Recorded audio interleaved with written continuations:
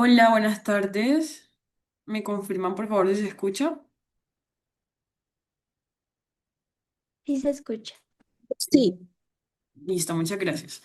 Bueno, entonces me presento, mi nombre es Andrea Lanao y hoy vamos a tener una charla que se titula Fenotipos de la obesidad más allá del IMC. Por motivos de practicidad y de internet, para que todo salga bien, voy a apagar la cámara. No sé si ya está grabando, pues se supone que sí, que ya sí, le... ya está grabando. Listo, muchas gracias. Bueno, entonces, para empezar... Hablemos de los objetivos de la charla y la idea es que al finalizar podamos tener esto en claro, bien claro. Y es primero reconocer las limitaciones del IMC, que sí, ahora es como la herramienta que tenemos, bueno, la que más se utiliza para diagnosticar obesidad y para estimar riesgo cardiometabólico, pero tiene ciertas limitaciones que vamos a ver. Comprender la importancia de la composición corporal, describir los principales fenotipos de la obesidad, ya vamos a ver cuáles son, relacionar la cantidad y distribución de grasa corporal y por último, valorar la utilidad de un fenotipado más individualizado, que es lo que buscamos nosotros como médicos, eh, si tener una medicina más personalizada. Bueno, entonces, lo primero es hablar en general, entrar un poquito en contexto, antes de hablar específicamente de los fenotipos. Y es que la obesidad es una enfermedad crónica y pues tiene múltiples factores. Entonces, principalmente se da por un exceso de grasa corporal que compromete la salud y aumenta el riesgo de muchas enfermedades, entre esas diabetes tipo 2, enfermedad cardiovascular, enfermedad de hígado graso no alcohólico, diferentes tipos de cáncer y claramente va a afectar la calidad de vida del paciente. Puede afectar su sueño, puede afectar su movilidad y muchas cosas que los pacientes comentan. Y es muy importante hablar de esto porque la obesidad es una alteración metabólica que se está extendiendo a nivel mundial y digamos en el 2015 había más de 700 millones de personas con obesidad y eso fue una cifra que se duplicó desde 1980. Y algo muy importante es que actualmente está representando hasta el 9% del gasto sanitario global en países occidentales. Bueno, ahora sí, hablemos un poquito de las limitaciones del IMC. O sea, el IMC es un tema que todos conocemos, el índice de masa corporal, pero vale la pena que entremos un poquito a cuestionarlos. O sea, desde siempre, desde hace 2 siglos, que fue cuando se empezó a utilizar, era la herramienta principal para clasificar sobrepeso y obesidad. O sea, es una herramienta que es práctica, que es económica y es muy útil cuando hablamos de grandes estudios poblacionales. Y como para entender un poco la clasificación, la OMS dice, bueno, es normal cuando está en este rango, es sobrepeso cuando ya es mayor a 25 y obesidad mayor a 30. Pero, aunque es fácil de calcular, realmente el IMC no nos está hablando de nuestro cuerpo cómo está compuesto y no está distinguiendo entre masa grasa y entre masa magra. Em, Aparte, es muy importante tener en cuenta que dos personas pueden tener el mismo índice muscular, pero una persona puede tener más músculo y otra puede que tenga más tejido adiposo. Y hay otra cosa que es súper importante y es que el IMC puede ser engañoso en diferentes circunstancias. Por ejemplo, en niños y adolescentes porque están creciendo, en adultos mayores porque están perdiendo masa muscular, en personas deportistas y pues por muchas otras razones. Entonces, veamos un ejemplo súper práctico para entenderlo un poquito más. Y es el ejemplo de este personaje. Jermaine, en este momento, el ejemplo que yo puse, tiene 27 años. Entonces, es un jugador de fútbol americano profesional de la NFL que tiene un índice de masa corporal de 39,6. Entonces, si nos vamos a las guías y a lo que yo les mostraba anteriormente, la clasificación para obesidad y sobrepeso, las guías lo clasificarían como una persona que tiene obesidad clase 2 o que incluso tiene obesidad clase 3, o sea, que está cercana a un alto riesgo de comorbilidad. Y la circunferencia de cintura de esta persona, de este hombre, de 94 centímetros, lo que también indica un riesgo alto. Pero ¿qué pasa? Cuando entramos como a ser un poco más puntuales al evaluar a esta persona específicamente, vemos que su masa corporal magra principalmente es músculo. O sea, él pesa 120 kilos y su grasa corporal es menos del 20% de sus 120 kilos. O sea que realmente el índice de masa corporal lo está etiquetando como una persona que tiene una obesidad severa, pero la realidad es que su composición corporal es la de una persona o la de un atleta saludable. Entonces aquí vemos un caso específico. Y este es el caso puntual que nos dice el IMC tiene muchas limitaciones. O sea, el número no nos va a decir qué tipo de peso estamos midiendo. O sea, no está distinguiendo entre músculo, entre grasa y pues entre otros componentes que tenemos. Listo. Ahora entremos ahora sí a materia como tal, y es que hablemos de los diferentes fenotipos metabólicos de la obesidad. Entonces, el artículo del cual tomé esta información, el primer fenotipo que nos habla es de los fenotipos metabólicos de la obesidad. Entonces, lo que nos dice es lo siguiente. Tenemos este cuadro que está dividido de dos formas. Entonces, acá abajo vemos el índice de masa corporal y aquí en el eje vertical vemos que está dividido en personas sanas y en personas que no están sanas. Entonces, esto va a darnos seis clasificaciones, que son las siguientes. Esta que vemos acá arriba, la MHNW, sería una persona normal que es metabólicamente saludable. Y esta de acá abajo ser una persona que tiene un peso normal, o sea, según lo que el IMC dice que es normal, o sea, entre 18,5 y menos de 25, pero que en realidad tiene alteraciones metabólicas. Y lo que menciona el artículo es que este grupo de personas somos la mayoría y que el riesgo cardiovascular o de mortalidad es más de 3 veces mayor que el de una persona sana. Ahora tenemos este otro grupo que son personas que están en sobrepeso, pero lo mismo, esta sería una persona sana metabólicamente y esta sería una persona que tiene problemas metabólicos. Y finalmente, los grupos que quiero que le prestemos como mayor atención son estos dos, el MHO y el MUO. Entonces, este de aquí arriba sería una persona que tiene obesidad pero que metabólicamente está sano. Y esta sería una persona que tiene obesidad, pero que metabólicamente está afectado. Entonces, esta persona, digamos, va a tener un índice de masa corporal mayor a 30. Pero, bueno, anteriormente, esta persona tenía que tener, para ser considerado como MH2 menos de dos criterios del síndrome metabólico. Es decir, o sea, tenía que tener, no sé, triglicéridos elevados y ya entraba acá, menos de dos criterios. Y esta persona, pues sí, tener más de dos criterios de síndrome metabólico. Pero actualmente estas definiciones han cambiado y todo es como un poquito más estricto y lo más adecuado es decir que si una persona va a ser considerada como MH2, es decir, una persona que tiene un índice de masa corporal mayor a 30, pero que se considera sana metabólicamente, no debe cumplir ninguno de los componentes del síndrome metabólico. Y hay algo que es muy importante y que el artículo resalta demasiado y es que el artículo nos dice como, bueno, estas personas aparentemente tienen parámetros metabólicos normales, pero nosotros como médicos no deberíamos de catalogarlos como sanos. ¿Por qué? Porque eso le puede dar al paciente una falsa sensación de seguridad. Y aunque no hay unas alteraciones metabólicas diferentes, esta persona, por el simple hecho de tener un aumento en su índice de masa corporal y pues otras medidas que vamos a ver más adelante, pues tiene una condición que está en riesgo. ¿Sí? Y pues nada, también tener en cuenta que son pacientes que listo, está acá, pero en cualquier momento puede pasar al otro fenotipo. Y bueno, aquí lo podemos entender un poquito mejor. Entonces, por ejemplo, el MH2, quiero que nos centremos en estos dos, que es obesidad metabólicamente saludable y el MU, obesidad metabólicamente no saludable.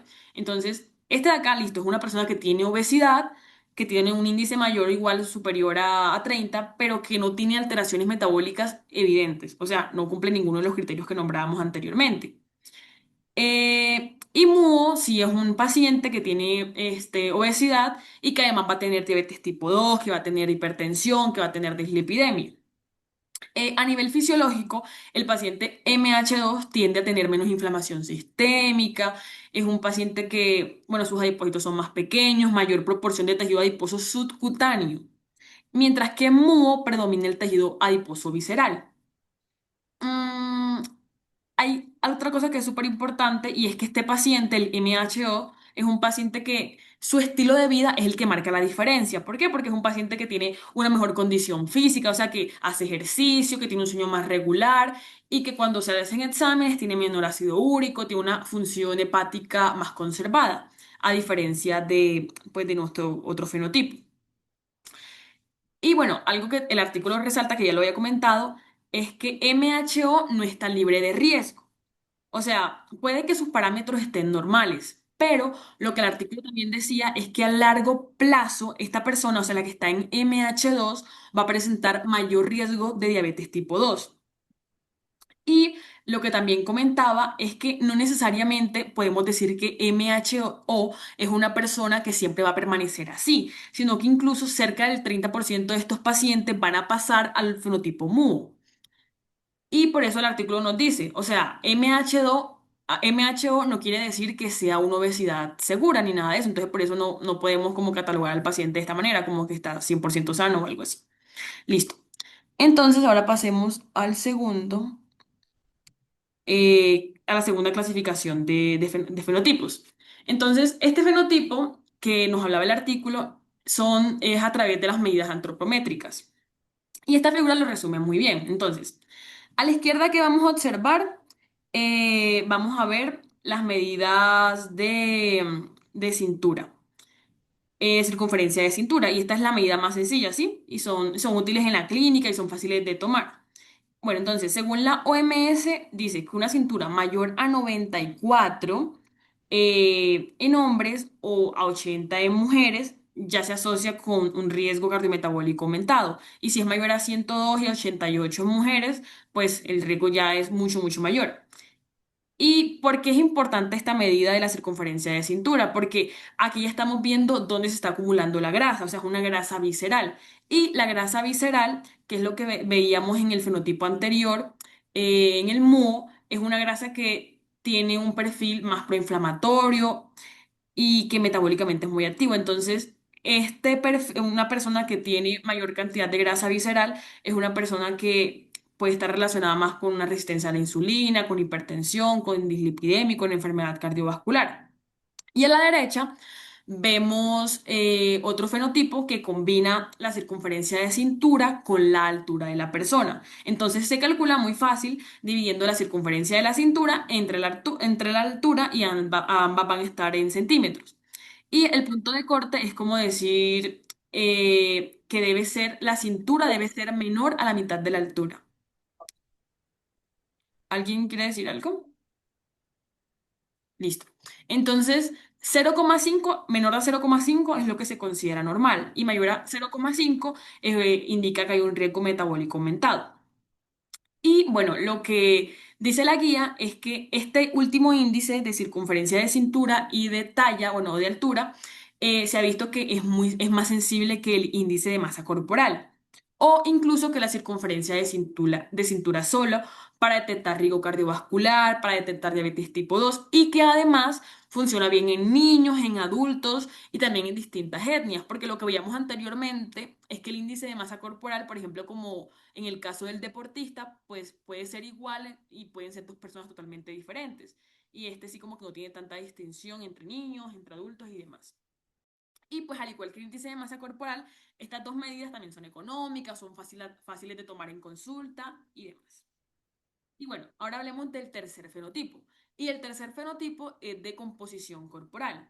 Y pues esto es como, bueno, hay muchas cosas acá, entonces vamos a tratar como de ubicarnos. Esta es la máquina con la que se toma estas medidas de composición corporal, que es una plestimografía por desplazamiento de aire.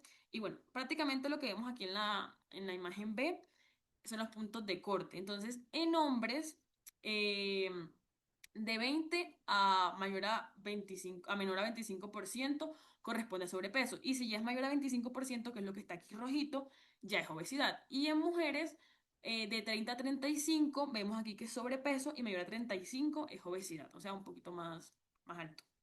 Entonces, lo más importante que quiero como que observemos es aquí en el panel C, en la imagen C. Entonces, aquí vemos como una combinación. En el eje horizontal vemos el índice de masa corporal y en el eje vertical vemos el porcentaje de grasa corporal medido directamente.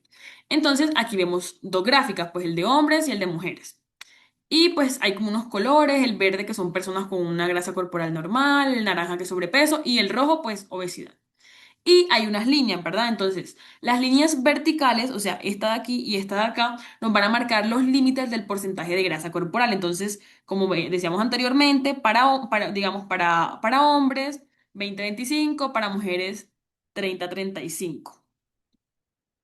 Y las líneas horizontales marcan los límites del porcentaje de grasa corporal. Entonces, aquí están. Entonces, hombres 20-25, mujeres 30-35 también. Entonces, cuando cruzamos estas líneas, que es lo que estamos haciendo acá, nos van a dar como varios cuadrantes. Entonces, vamos a como a intentar entender qué es lo que nos dicen los cuadrantes. Entonces, en la parte inferior izquierda, los puntos van a representar a quienes tienen un índice de masa corporal normal, ¿verdad? Y que efectivamente tienen una grasa corporal también normal, o sea, está IMC normal, grasa corporal normal. Entonces, podríamos decir que estas personas que están ubicadas acá son personas que no tienen un exceso de adiposidad y que, no sé, serían como los verdaderos negativos, o sea, los que por el índice de masa corporal realmente, o sea, tienen un peso normal, no tienen sobrepeso. Ahora, en la parte superior izquierda, si vemos acá, aquí donde tengo el puntero, estos pacientes también tienen un índice de masa corporal normal, pero ya tienen exceso de grasa corporal. Entonces aquí podríamos decir que estas personas son unos falsos negativos del índice de masa corporal. O sea, son personas que aparentemente tienen un peso normal, pero que en realidad tienen un poquito, por decirlo así, de obesidad oculta. Y pues este grupo es como lo que más quiero resaltar de esta imagen, porque muchos de ellos son metabólicamente no saludables, pero aparentemente por el índice de masa corporal todo está bien. Y pues estos pacientes pues van a consultar, no les dicen nada y realmente puede que tengan un alto riesgo de diabetes, lo que nombrábamos anteriormente, dislipidemia, enfermedad cardiovascular, aunque su peso parezca normal. Y en la parte inferior derecha, pues tenemos lo opuesto. Entonces aquí tenemos un paciente con un índice, o sea, digamos en todo esto, índice de masa corporal elevado, pero que tiene un bajo porcentaje de grasa corporal. Entonces, ¿quiénes serían estos? Los falsos positivos. O sea, es una persona como el deportista que hablamos anteriormente, que tiene una alta masa muscular o masa grasa y que el índice de masa corporal dice, no, puede que esté en sobrepeso o en obesidad, pero en realidad no es así, o sea, no tiene alto porcentaje de grasa corporal, sino que es más masa magra, es más masa muscular. Em, y en la práctica, o sea, si comenzamos a analizar así todos estos cuadritos, ¿qué es lo que estamos viendo? Que se está subdiagnosticando la obesidad. Porque el índice de masa corporal nos está diciendo que todo está bien, por ejemplo, en estos pacientes de aquí de la esquina izquierda, pero en realidad puede que tengan un porcentaje un porcentaje de grasa alto. Y bueno, la consecuencia clínica de esto es que estamos dejando sin detectar una gran cantidad de pacientes que tienen adiposidad excesiva y pues van a tener inflamación y riesgo metabólico y pues puede que pasen muchas cosas a futuro. Ahora vamos a pasar al cuarto fenotipo de clasificación de la obesidad y es el de masa muscular y grasa corporal. Entonces, la figura que vemos acá también es muy sencilla. Entonces, en el eje vertical nos muestra la masa muscular y en el eje horizontal nos muestra la masa grasa. Entonces, como cuatro fenotipos puntualmente. Entonces, en la esquina superior izquierda es una persona normal, bueno, fenotipo saludable, personas con una buena masa muscular y que tienen un nivel de grasa corporal normal o controlado. En la parte superior derecha es una persona, digamos, el clásico de obesidad que tiene masa muscular preservada y tiene un exceso de grasa. En la esquina inferior izquierda es la persona que tiene sarcopenia, o sea, corresponde a una masa muscular baja y a poca grasa. Y pues, digamos, estas personas son los adultos mayores, por ejemplo, o pacientes que tienen enfermedad crónica, que no hacen ejercicio y así. Y finalmente, el fenotipo que nos interesa y que, pues, muy importante tener en cuenta es esta persona que tiene un peso, eh, bueno, que tiene un índice de masa corporal alto, por ejemplo, que tiene obesidad y que tiene sarcopenia. O sea, que existe el exceso de grasa y tiene una pérdida de masa muscular. Y este fenotipo, o sea, esta persona de acá tiene implicaciones clínicas muy importantes. O sea, tiene menos músculo, más grasa y pues su diagnóstico va a ser peor en, pues, en todas las variantes que ya hemos hablado. Y nada, para diagnosticar como la obesidad sarcopénica, pues son como tener en cuenta esas dos cosas. Obesidad y baja cantidad de músculo. Y pues algo importante, lo que nombraba anteriormente, es que pues esto está se ve más que todo en personas adultas mayores, que tienen envejecimiento, que pues tienen inactividad física y pues tienen enfermedades crónicas, inflamatorias y demás. Bueno, ahora vamos a pasar al último fenotipo, que es un fenotipo que está agrupando todo. O sea, esta es una nueva clasificación mucho más completa y útil para nosotros, para la práctica clínica. Y este es el que el artículo decía, la idea es que pues miremos más allá y entendamos esto un poco más. Entonces, en el eje horizontal vemos el porcentaje de grasa corporal, como pues ya hemos hablado, que refleja la cantidad de adiposidad. Entonces,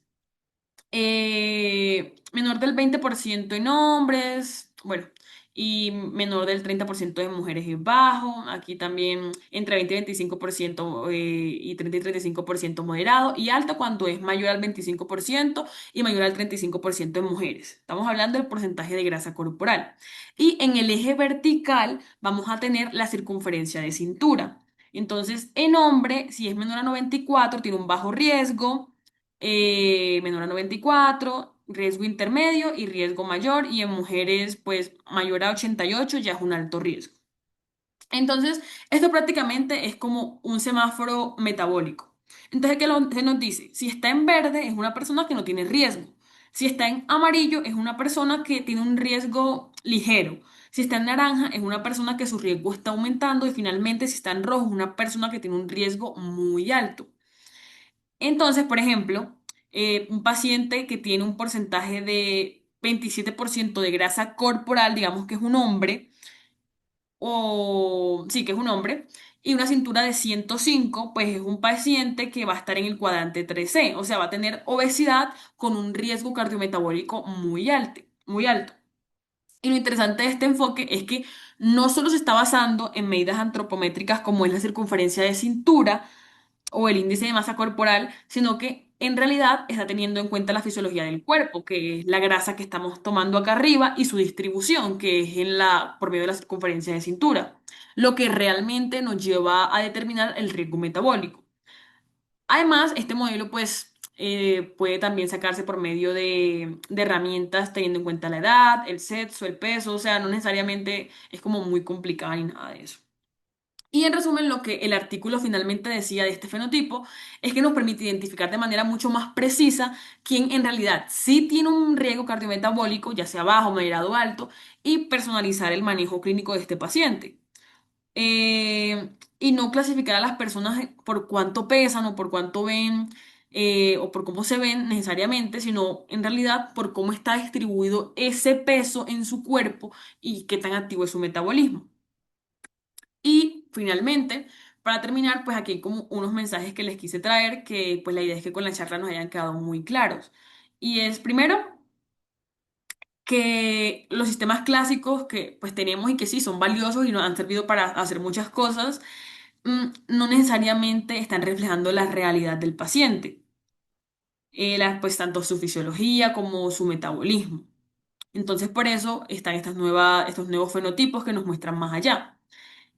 También que gracias a herramientas de composición corporal como la de la última clasificación y al avance de la comprensión de la distribución de la grasa, pues hay unos nuevos fenotipos de obesidad que nos muestran mejores formas de entender el riesgo y pronósticos diferentes para el paciente.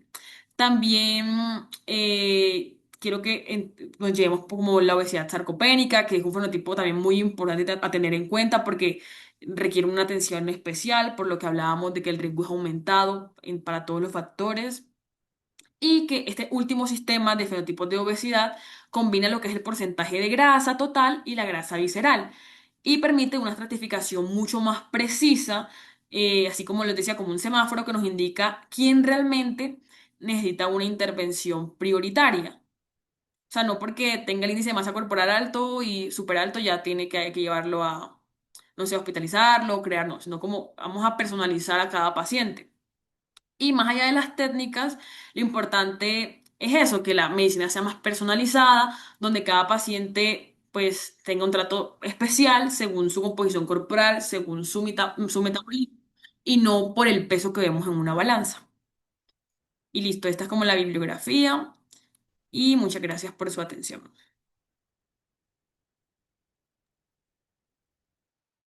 Muchas gracias. Muchas Muchas gracias. gracias, doctora Andrea Ranao. Excelente.